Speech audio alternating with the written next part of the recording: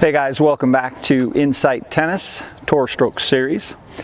Today we're going to talk a little bit more about the forehand, and what we want to focus on today is some ways that you can increase the power and the weight of shot on your forehand.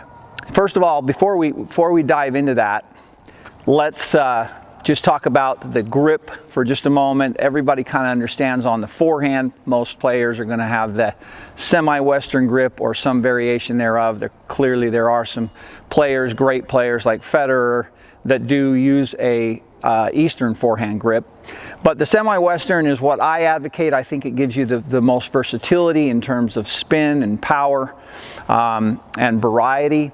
So the simplest way to find that is to look at the back of the racket here. This is bevel number 1, bevel number 2, 3, and 4. I want my index knuckle on bevel number 4 and the pad of my hand on bevel number 4. So it's going to look like that from the top. It's going to look like that from the side.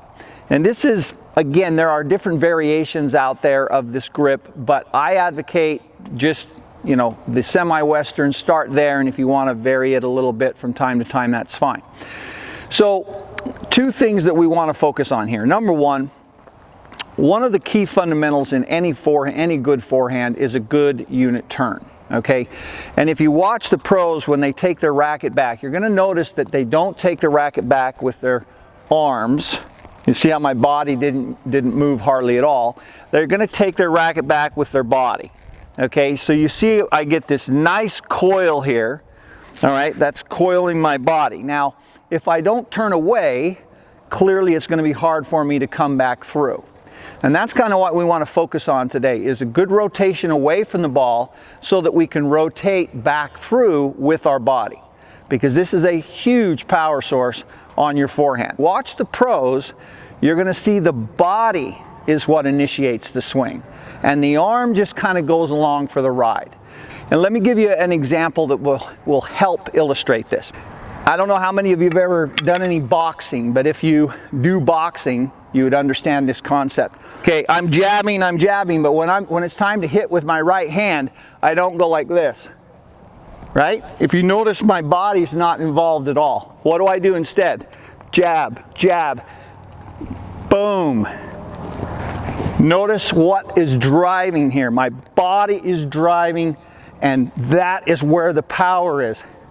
Guys, that's the same concept with the forehand.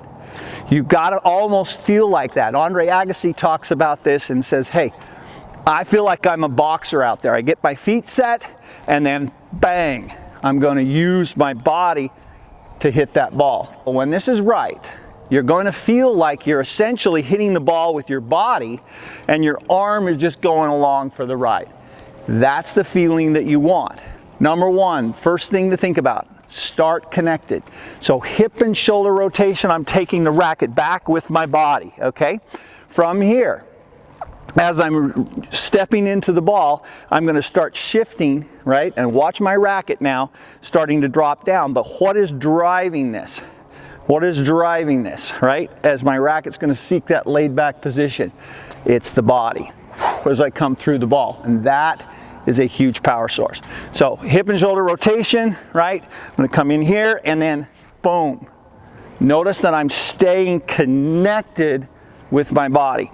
And if you can do that, a great one to look at is Dominic Thiem.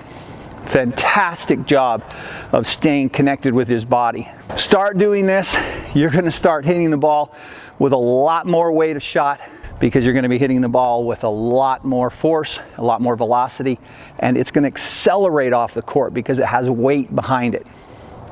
Go out and try it, guys. Let me know what you think. As always, appreciate your time, and we'll see you next time out on the court.